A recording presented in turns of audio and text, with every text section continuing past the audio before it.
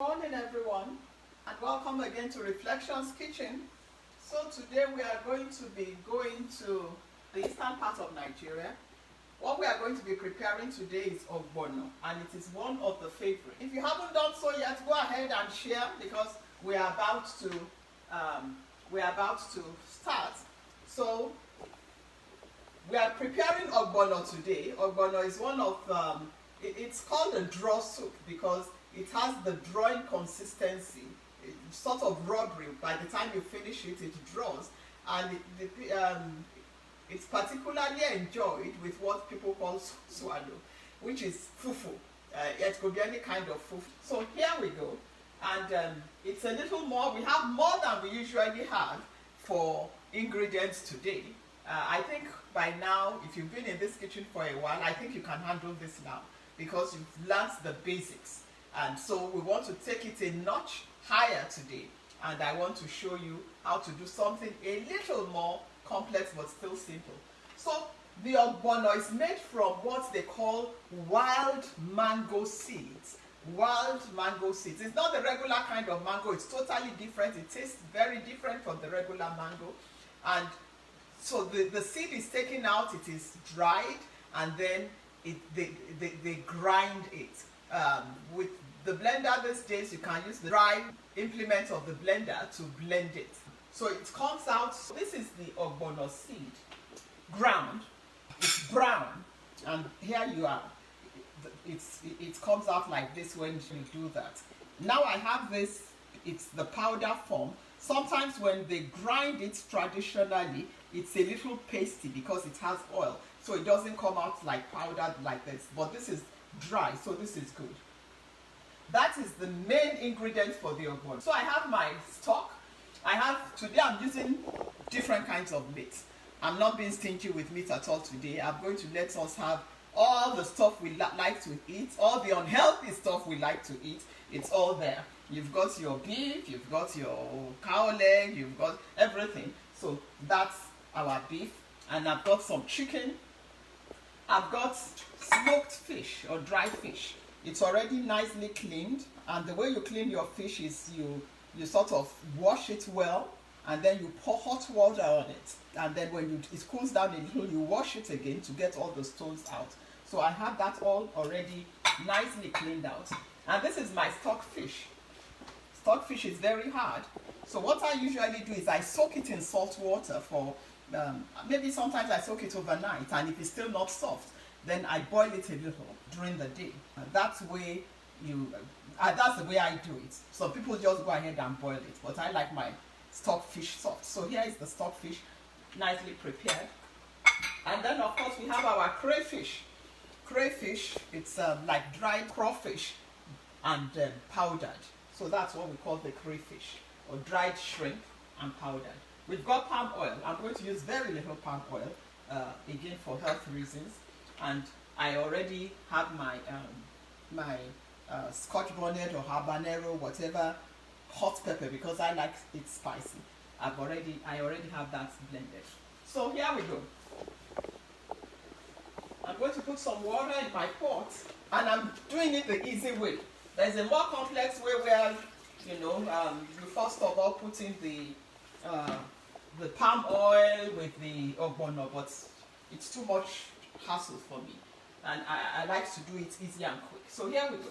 So you put the water on, and it depends. If you have a lot of stock, you can just go ahead and just use your stock, but I don't have a lot today, so I'm just going to add some, because of course I told you I really don't like using the bouillon cubes. I think if you use fresh ingredients, your food will still. So if you don't have stock, you can just go ahead and use your bouillon cubes. So here we go.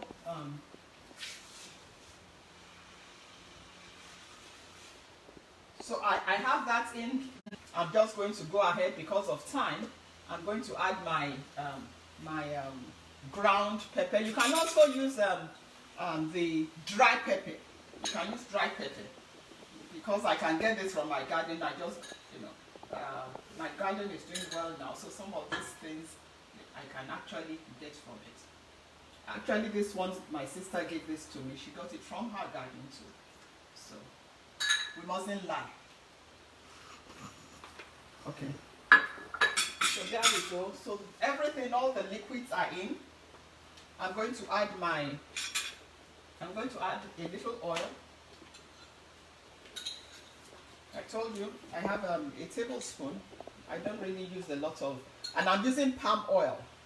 Palm oil. So I've put in about 6 or maybe 7 tablespoons of palm oil.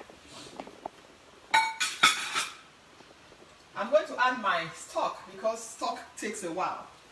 And you really want the sauce the taste to get in there. So I'm going to put my stock fish in.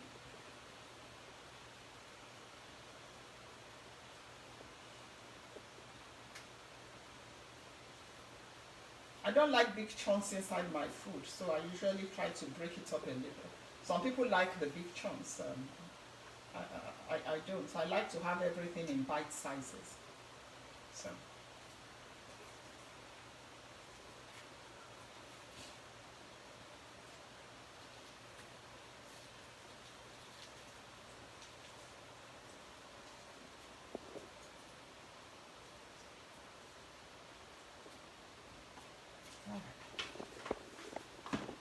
Sometimes you can wait a little before you add your fish, your smoked fish. But this fish is it's not the tender kind of fish, it's a little strong. So I think it can handle being cooked for a longer period of time. Plus I want it to get salt. So I'm going to, the pepper is getting to you. Okay. So I'm just going to add my fish. If what you have is tender smoked fish, you don't need to put it right away because otherwise it's just going to break in pieces, and well, you really don't want that.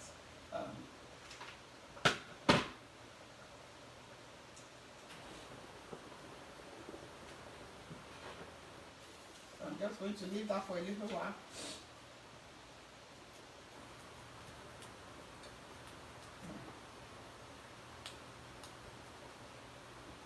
I'm going to add the meat, but because our meat here is so tender, you really don't, and it's already boiled, and we already prepped it. We boiled it with some spices. I'm going to give it a little time before so that's beginning to boil real nice. I'm going to taste it for salt in a minute.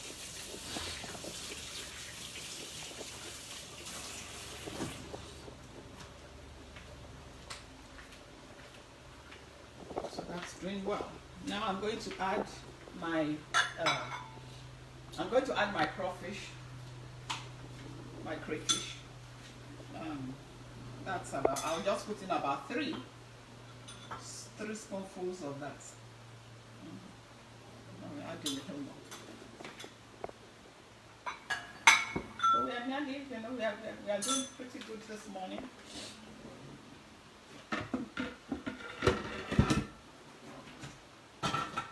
Our salt.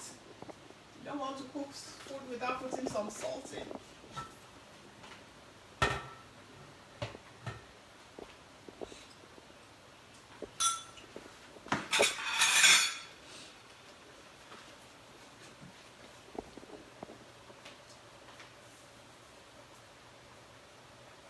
The fact that I'm using a big spoon for the salt doesn't mean I filled it up. I'm just putting a little salt. I didn't just want to turn the salt in because sometimes accidents happen. And then you have too much salt in your food. We are coming along really well. A little more salt. And if you look at it, you can see that everything is cooking really nice.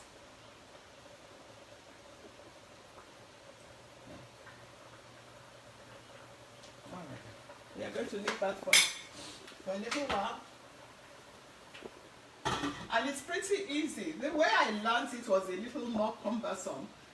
We used to first prepare the palm oil and the ogbono separately. And that you have to do if you have the ogbono in that pasty form, because if you don't do it that way, it's going to be lumpy when you cook it. But when you have it in powdered form, in loose powdered form like we have it now, it's okay. You can just pour it in and it will be fine.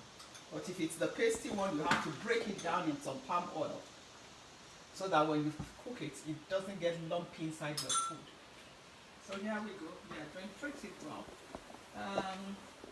I think I'm going to add I'm going to add the chicken last, and that's because the chicken is tender. The chicken we have here is so tender. So I'm going to just put in some of the meat.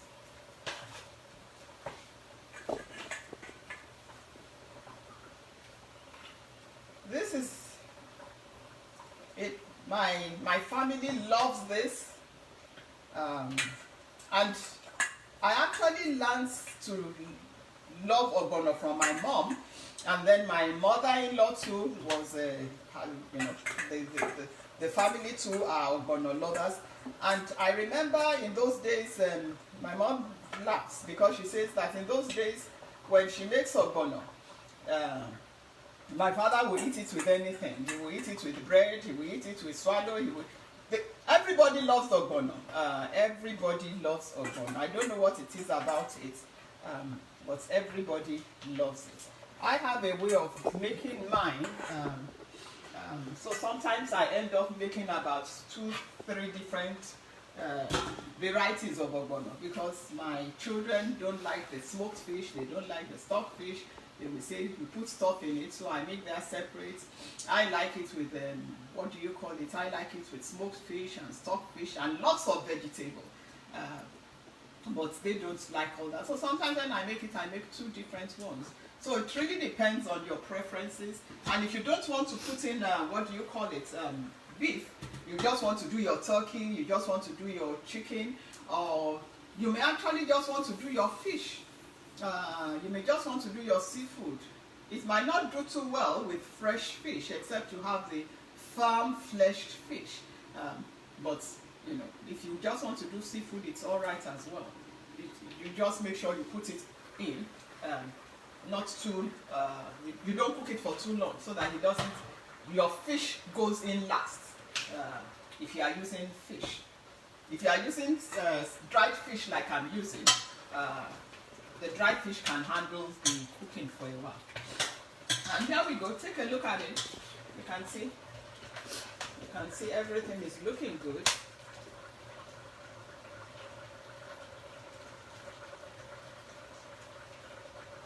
All right.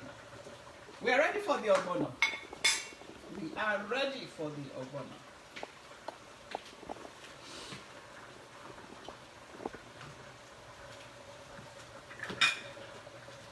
So I'm going to use my measuring spoon. I wonder what size this is. Is this a quarter or it's at the back? It's at the back. I can't see. Your eyes are still 1/3. Okay, so this is the 3rd cup. So we'll see how this goes. The amount of ogbono you use depends on how much water you have in there. The good thing about it is you can always add on. And if it's a little too thick, you can always add water to dilute. So I have, I'm going to put 2/3. And if I need more, I'll add to it. Oh, well. I don't like it too thick. So here we are. You can see, immediately you put it in, you can see it draws. You know what, so that I can show you what it really is like, I'm going to put more so that you can see it really draw. Then I'm going to add water to it because I don't like mine too thick. So, the more you put, the thicker it is, the more it draws. So we are going to see that in a minute. And the water has to be, can you see that? You can see the draw effect of it. And you have to be careful with it as well because it burns very easily. Ogbono burns very easily, so you don't want to put, once you add the ogbono to it, I'm going to add some water. Like I said to you, I don't like mine too thick. I just put it in to show you what it looks like, how it draws. The more you put in, the thicker it is and the more it draws. So I'm going to add a little water to mine. I like mine light. And then I sort of add the vegetables to it, and that makes it a little. So now we are going to leave it to cook for about 7-10 minutes. All right, we are good. So you can see the only thing left that is going to go in now is the vegetable. I've got some spinach. You use chopped spinach. You can use chopped spinach. I like it with chopped spinach. I also like it with bitter leaf. Unfortunately, I didn't have any bitter leaf in the house. That's why sometimes I use it with spinach and I put some bitter leaf in. And other times I just put just the bitter leaf, other times just the spinach. You can also put okra. You chop up your okra, but don't put too much okra, just enough to give it some color. So that you see those flecks of green inside it. Not too much okra. Some people will put a lot of okra. It depends on how you feel. And there are other vegetables that you can use. You can use kale, but I don't like kale in my ogbono. You can use ugu. Ugu is an igbo vegetable. You can use ugu if you know ugu. Ugu is really nice with ogbono. I like it with ugu. Ugu is something that we really don't find here in the US. I don't know where to get it. Once in a while I stumble on it. But you can always use your spinach. You can get spinach anywhere. So we are doing good. And oh, I forgot to add my chicken. I'm still going to leave it for about 2 minutes before I add the chicken because yeah, I told you that it burns it easily. So make sure when you put everything in, you turn it a little. You can see the draw effect of it, you know. You can see that. I'm still going to add some water to mine later, but let's leave it to cook. I'm going to put the chicken in a little, in another 2 minutes. Let me quickly check if you have questions. We are nearly done. We are nearly done. So it's good to have you all with me today. Ogbono, like I said, if you try it, and I think you can go online and order. If you don't, you can get it in the African store, but these days everything is available. You can just go ahead and order. The spelling is Ogbono, and you can order it online. You can find out the African store in your area, and then you can go ahead and order. Now, some people also put egusi in it. You remember I taught you how to use egusi. I've never tried it. I've never tried it with egusi, and I don't think I'm going to try it. I don't think I'm going to like it. But again, for some people, they love it. They put egusi. I want egusi or I want ogbono. I don't want the two together. But again, you know, it's different strokes for different people. Ooh, our ogbono is looking really good. Look at it. Can you see it? I told you you have to be careful. I can smell it burning. So you have to be careful with it. It doesn't like too much heat once the ogbono is in there. You don't look at that. Look at that. This is going to be wonderful with fufu. I know some of you, your mouth is already watering. So I'm adding the chicken now. All right, very good. I'm just going to leave that for about 2 minutes. You have to be careful. I can smell it. It's looking nice, but it's burning. I didn't turn down the heat too much because I want to finish it while you are on. Otherwise, I should have turned it down. Look at that. Put it in, let them see. Can you see that? Yeah, it's looking really good. All right then. Okay, like I said, I'm going to add a little water. I don't like mine too thick. But for some people, you know, this is how they like it. My husband is one of those people who likes it thicker. I hope I get away with this today with him. He's going to say, but because I want to eat some of it as well, I think we'll be able to compromise a little. This is looking really rich. Look at that. Okay, 1 minute for that water and then I'm going to do the final, which is which will be to add the vegetable. And because spinach is very tender, once you put it in, you turn it off. Otherwise, you are going to have your spinach turn all brown, and you want your vegetable looking green and nice. And it's always nice in ogbono when you put vegetable because it gives it that color. You will see some green, you know. I like it when your food is colorful, and of course, it makes it more attractive to eat. All right then.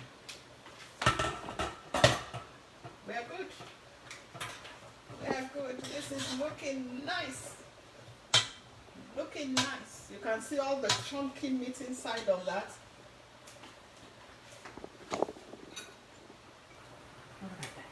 So I'm going to add my vegetable, and you just have to, it depends on how you like it. If you like a lot of vegetable, you know, if you like very little.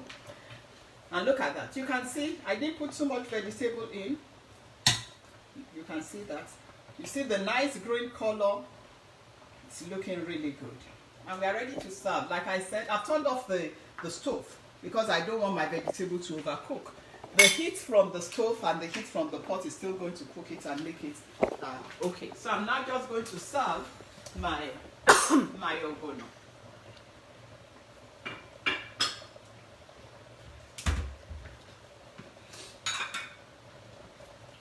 So again, remember, now when you serve, you have to use like your ladle because it's draw soup, otherwise it's going to be all over the place. Look at that.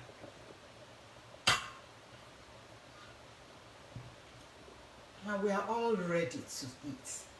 You can put in your, you can get your fufu ready, your plantain fufu, yam fufu, cassava fufu. Believe me, some people will eat it with rice.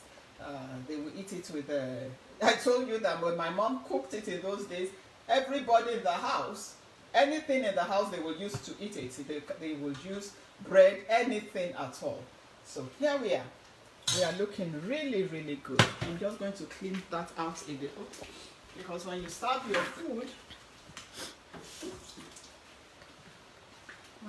food, you don't want all the stuff. There we go. Remove that from the stove. And there we are. Our ogbono is all set and all ready. We are ready to eat.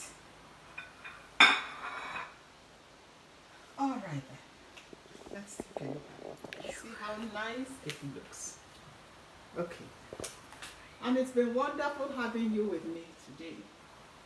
I've had a wonderful time sharing with you one of the favorites in my home. All through the years, my family has enjoyed eating ogbono. From when I was a child, and now I see my children eating it, and also I see my grandchildren loving it. So it's been good having you with me today. Make sure you take good care of yourself. Remember, still socially distance. Still wash your hands all the time. Put on your mask, please. Just be careful. And I know the good Lord will keep you and preserve you.